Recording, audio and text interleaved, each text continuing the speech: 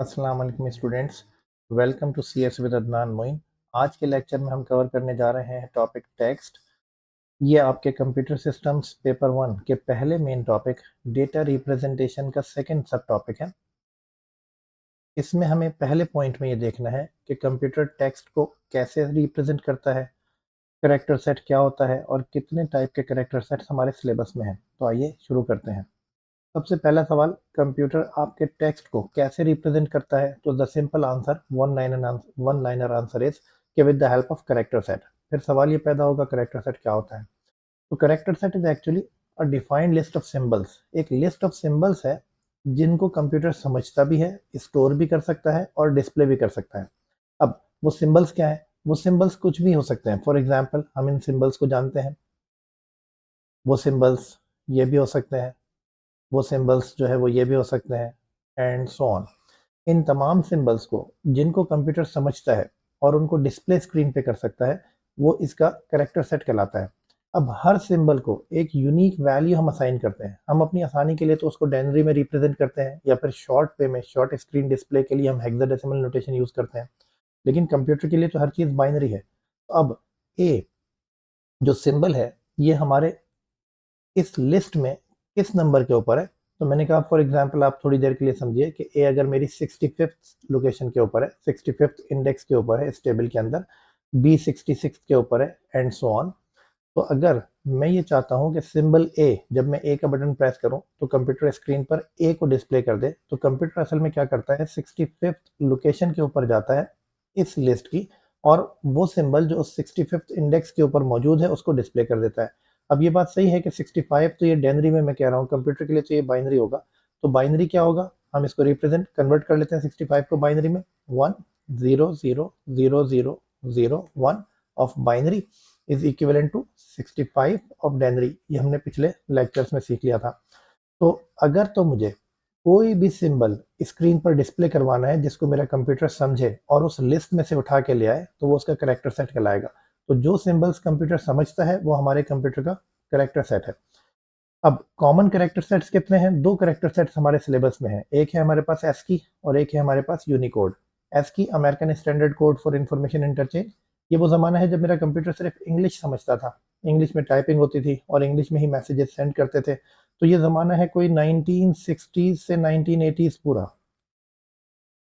इस ज़माने में जितने भी कंप्यूटर्स बने वो सारे के सारे इंग्लिश अल्फ़ाबेट्स को समझते थे, इंग्लिश के पंक्चुएशंस, कुछ डिजिट्स, कुछ अदर सिंबल्स, इनके साथ हम ऑपरेट करते थे। तो जो शुरू शुरू में एस्की हमारे पास आया था वो 7 बिट एस्की वर्जन था। उसमें क्या था, 7 बिट के साथ हम कितने सिंबल्स रिप्रेजेंट कर सकते हैं? The formula was 2 raised to the power 7। So 2 raised to the power 7 is 128।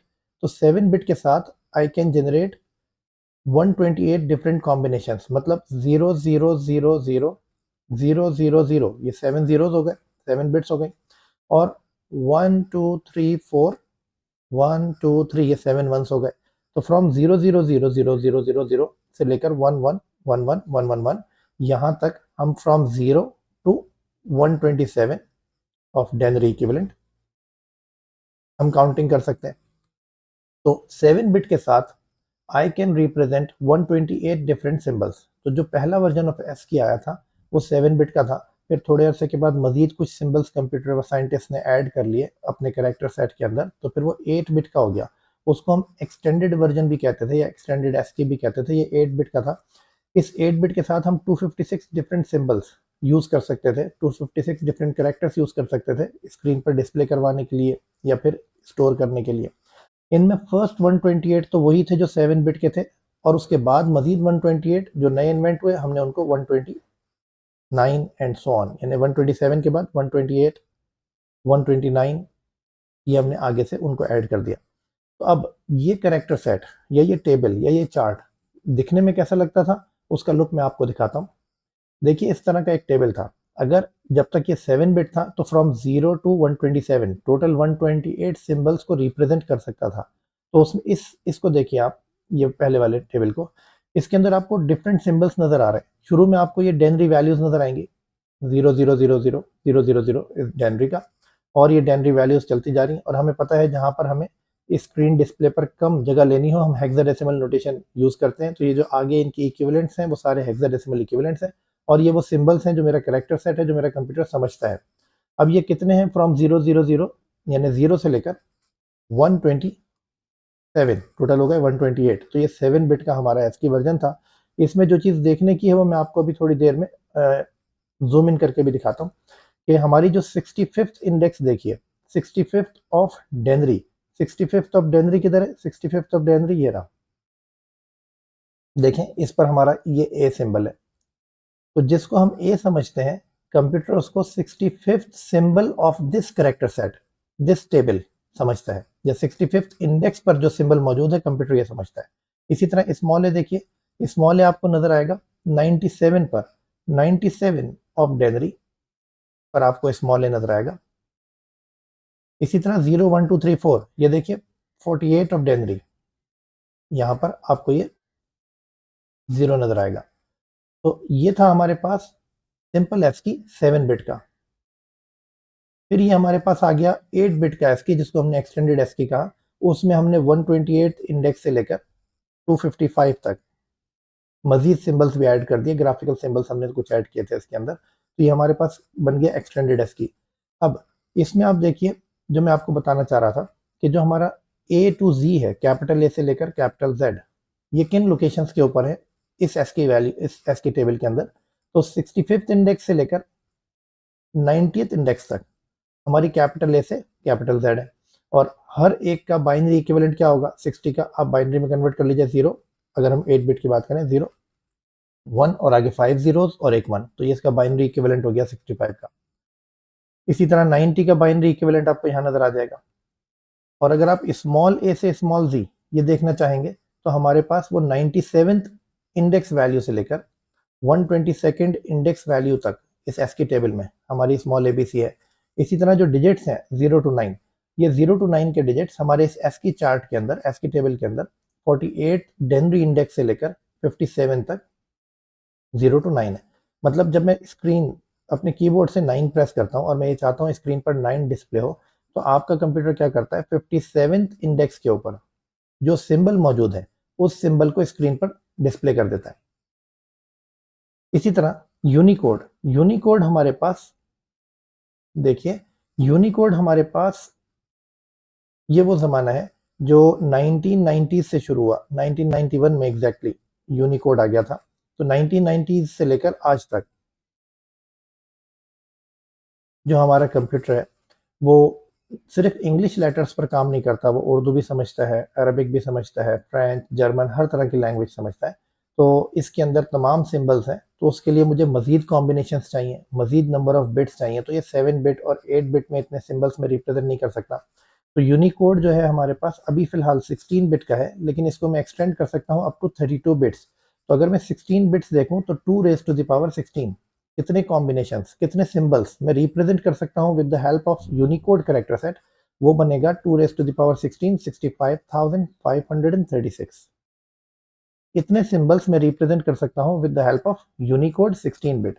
अभी इतना यूटिलाइज नहीं हुआ, इतने सिंबल्स इन्वेंट नहीं हुए, लेकिन वक्त के साथ साथ जैसे सिंबल्स इन्वेंट होते जाएंगे तो हम इसको इस टेबल में उन सिंबल्स को ऐड करते जाएंगे, और किसी स्टेज पर आकर हम जो है वो इसको एक्सटेंड भी कर सकते हैं। इस यूनिकोड को हम नंबर ऑफ बिट्स बढ़ा सकते हैं, 32 बिट तक ले जा सकते हैं। तो 4.25 अरब तकरीबन सिंबल्स आई कैन रिप्रेजेंट और the computer can represent in the character set Unicode. जो यूनिकोड का वर्जन आजकल बहुत फेमस है वो है UTF-8, यूनिकोड ट्रांसफॉर्मेशन फॉर्मेट 8। इसके अंदर तमाम लैंग्वेजेस के सिंबल्स मौजूद हैं, यानी वेबसाइट्स पर आप जितने भी सिंबल्स देखते हैं तकरीबन सारे के सारे UTF-8 करेक्टर सेट यूज़ करते हैं, ताकि वो हर लैंग्वेज के अंदर उस वेब पेज को डिस्प्ले कर सकें।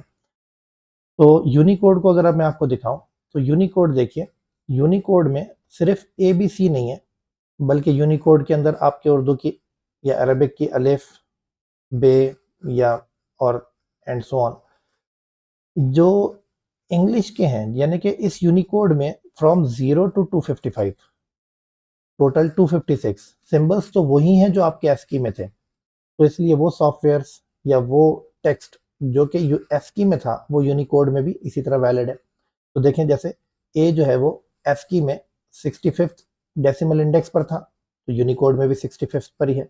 0 एस्की कोड में 48 इंडेक्स डेनरी पर था तो यहाँ पर भी 48 में है, लेकिन एस्की में ए नहीं था, अलिफ नहीं था, तो मुझे इस अलिफ को भी यहाँ पर कोई इंडेक्स देना पड़ा, तो वो डेनरी इंडेक्स है 1575, यानी 1575 1575th लोकेशन के ऊपर ये आपका अलिफ है।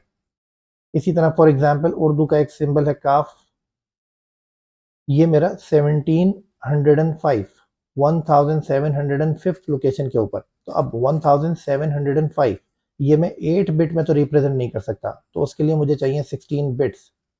तो 16 बिट्स के साथ मैं कितने करेक्टर रिप्रेजेंट कर सकता हूँ, हमने कहा था 65,536 सिंबल्स हम यूज कर सकते हैं।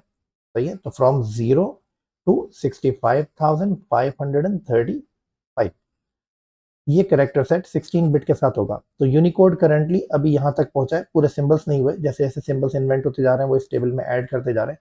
जब ये सिंबल्स कंप्लीट हो जाएंगे तो फिर हमारा ये 16 बिट वैल्यू को हम एक्सटेंड कर सकते हैं अप टू 32 बिट तक।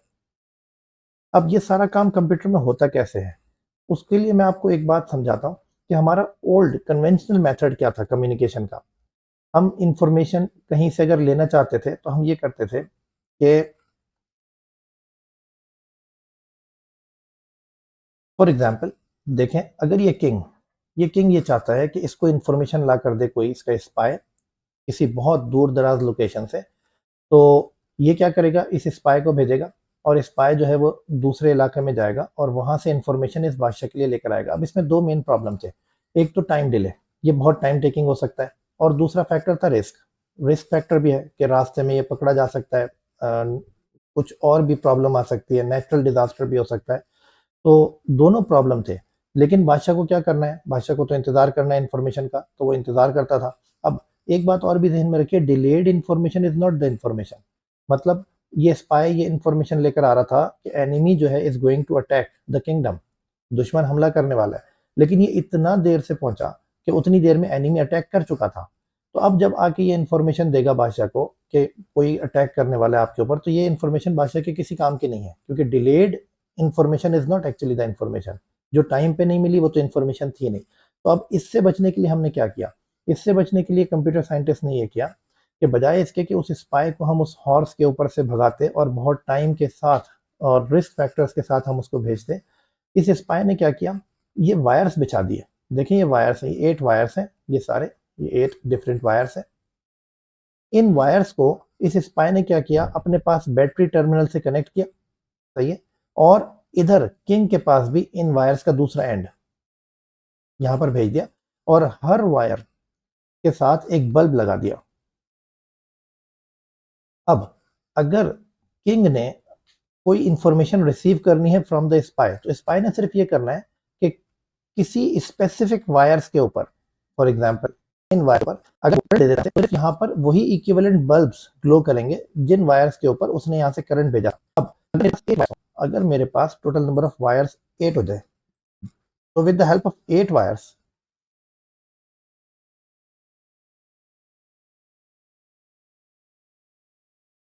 कितने यूनिक कॉम्बिनेशंस स्पाई और किंग आपस में जनरेट कर सकते हैं, 256। तो 256 different combinations, 256 different current levels in these 8 wires देने पर हम जनरेट कर सकते हैं। और यही हमारे पास एस्की की बेस थी। फॉर एग्जांपल मैंने आपसे कहा था कि जब हम ए प्रेस करते हैं, ए, तो होता क्या है, असल में स्पाई ने क्या किया, पहले वाले वायर पे करंट नहीं दिया, दूसरे वाले वायर पे करंट दिया, बाकी 5 वायर्स पे करंट नहीं दिया, और फिर लास्ट वायर पे लीस्ट सिग्निफिकेंट बिट के ऊपर उसने करंट दे दिया। तो कौन कौन से बल्ब जले, इन 8 में से सिर्फ ये बल्ब ग्लो किया और ये बल्ब ग्लो किया। किंग के पास कोई ना कोई कैटलॉग होनी चाहिए जिसकी वजह से वो ये समझे कि अगर इन बल्ब का कॉम्बिनेशन ये वाला है कि सिर्फ सेकंड और लास्ट बल्ब ग्लो कर रहा है, तो इसका मतलब है ए। इसी तरह बाकी तमाम सिंबल्स भी किंग रिसीव कर सकता है वन बाय वन। तो इसमें क्या होगा, बहुत ही कम टाइम लेके, बहुत ही कम टाइम के साथ बहुत ही एक्यूरेट इंफॉर्मेशन ये स्पाई इस किंग को यहाँ पहुंचा सकता है। अब ये काम होता कैसे, देखें, ये काम ऐसे होगा कि फॉर एग्जाम्पल अगर मेरे पास वायर हो सिर्फ एक, अगर मेरे पास एक वायर है और इस वायर के एक तरफ पे मैंने बल्ब लगा दिया और यहाँ पर जो है वो स्पाई बैठ गया, और वो या तो अब इस एक वायर के साथ कितने नंबर ऑफ कॉम्बिनेशंस उसके पास हैं, कितने चॉइसेस उसके पास हैं, हमारे पास है 2 raised to the power 1, total 2 choices हैं। या तो वो इस वायर में करंट नहीं देगा या फिर वो इस वायर में करंट देगा। तो अगर वो इस वायर में करंट नहीं देगा तो बल्ब विल रिमेन ऑफ, और अगर वो इस वायर पे करंट देगा तो बल्ब ऑन हो जाएगा। तो इस एक वायर के साथ स्पाई इस किंग को दो तरह की इंफॉर्मेशन भेज सकता है, ऑन और ऑफ। अब ये सेट कर सकता है कि अगर बल्ब ऑफ है तो इसका मतलब ये है कि कोई खतरा नहीं है, कोई नहीं आ रहा अटैक करने के लिए, और अगर बल्ब ऑन है तो इसका मतलब है कि कोई एनिमीज आ रहे हैं अटैक करने के लिए। लेकिन हुआ ये कि कुछ अरसे के बाद किंग की थोड़ी ख्वाहिशात बढ़ी, उसने कहा इंफॉर्मेशन मजीद चाहिए। तो फिर स्पाई ने क्या किया, स्पाई ने बजाय एक वायर के दो वायर्स ले लिए और एक बल्ब के बजाय दो बल्ब लगा दिए। अब with the help of two bulbs ये स्पाई कितने तरह के कॉम्बिनेशन इस बल्ब के जलने के और बुझने के जनरेट कर सकता है। 2 raised to the power 2, total 4। कौन कौन से, दोनों बल्ब ऑफ हो, ये ऑफ हो और ये वाला बल्ब ऑन हो, पहला बल्ब ऑन हो और दूसरा वाला ऑफ हो जाए, या फिर दोनों ऑन हो जाए। अब इन 4 कॉम्बिनेशन के लिए हर कॉम्बिनेशन के अगेंस्ट एक अलग यूनिक इंफॉर्मेशन ये स्पाई और किंग आपस में डिसाइड कर सकते हैं। तो अब with the help of to wires कितनी इंफॉर्मेशन ये स्पाई किंग को दे सकता है, 4 तरह की इंफॉर्मेशन। तो इसी तरह जैसे जैसे आप नंबर ऑफ वायर्स बढ़ाते जाएंगे वैसे वैसे कॉम्बिनेशंस बढ़ते जाएंगे, और वैसे वैसे यूनिक इंफॉर्मेशन सिंबल्स या the number of unique symbols increase करते जाएंगे। तो यही बेस थी हमारी एस्की नंबर सिस्टम की, जिसमें हमने 8 वायर्स ले लिए थे और 8 वायर्स के साथ हमने 256 unique combinations of ones and zeros generate कर लिए थे। और हर एक कॉम्बिनेशन के अगेंस्ट हमने एक सिंबल अलॉट कर दिया। फॉर एग्जांपल इसको हमने एक सिंबल 65 दे दिया, इसको हमने जो है वो 92 दे दिया, एंड सो ऑन। तो इस तरह हमारे पास जो बाइनरी है 101010, ये इंफॉर्मेशन को from one end to the other end send करने के काम आता है। अगर आपको इसमें किसी किस्म का प्रॉब्लम है तो आप मुझे कमेंट में ज़रूर बताइए, मैं इसको मज़ीद दोबारा एक्सप्लेन करने की कोशिश कर लूँगा। और अगर आपको समझ आ गया है तो फिर नई अगली नेक्स्ट वीडियो में मिलते हैं। जब तक के लिए अल्लाह हाफिज़।